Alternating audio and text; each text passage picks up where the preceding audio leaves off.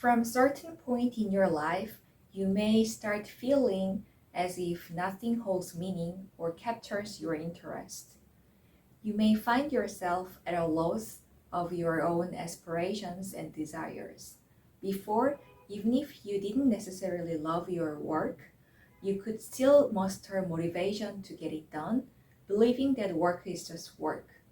However, now it is as if work lost its appeal entirely. Similarly, before you used to be good at taking care of those around you, but now you are irritated by everyone and you just don't care.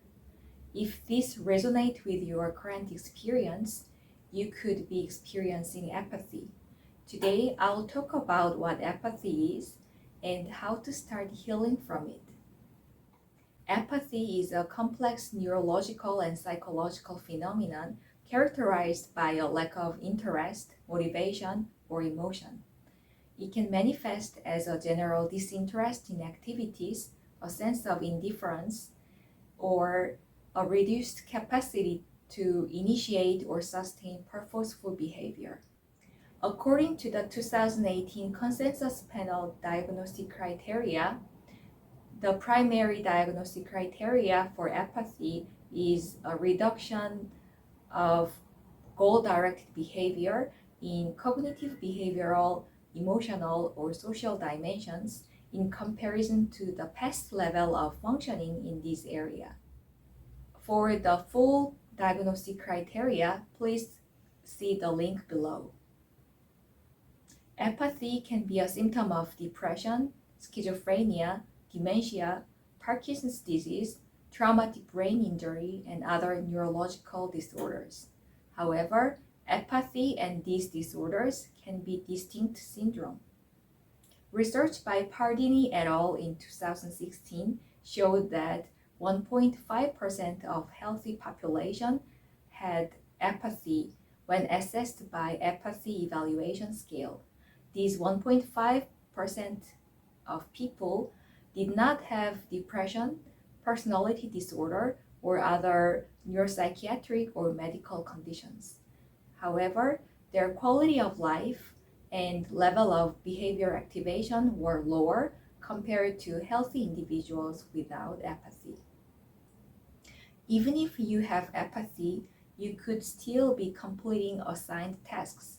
However, you may be lacking in setting personal goals or persisting in purposeful behavior for yourself. The mechanism of apathy is multidimensional and is not fully understood.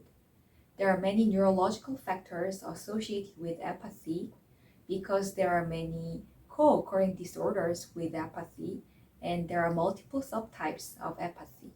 However, regardless of subtypes or co-occurring disorders, apathy appears to be associated with dorsal anterior cingulate cortex and ventral striatum. These areas play a role in anticipating rewards, and apathy is observed when there are issues with anticipating rewards. In a study with healthy population without neuropsychiatric disorders, more apathetic individuals showed different cost-benefit valuation system when compared to less apathetic individuals. More apathetic individuals were more sensitive to the magnitude of net reward, which is reward minus effort. Therefore, they showed weaker response to low reward and less willingness to incur effort. Dopamine medication is often found effective in treating apathy. When we are engaged in rewarding activities or when we anticipate reward, dopamine is released in our brain, helping with brain functioning. So it reinforces us to initiate or sustain purposeful behavior. So, in summary, without feeling rewarded or anticipating reward, we cannot initiate or sustain goal-directed behaviors, which can lead to apathy. So, recovering reward system in our brain is key to heal apathy. So, How do we start healing apathy? You can begin with behavioral activation, which is doing pleasurable, meaningful, or mastering activities. Behavior activation was suggested by Lewinson and colleagues who made significant contribution to the field of behavioral therapy. According to behavioral therapy, if you became disengaged from your work, family, and anything from your living environment, it may be because you have had low positive reinforcement. In the context of apathy, positive reinforcement can be feeling rewarded.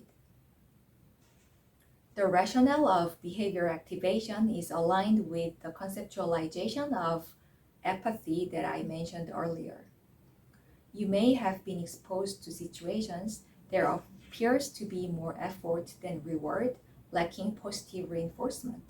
So you can find activities that are not too difficult and that make you feel rewarded by pleasure, meaning, and mastery.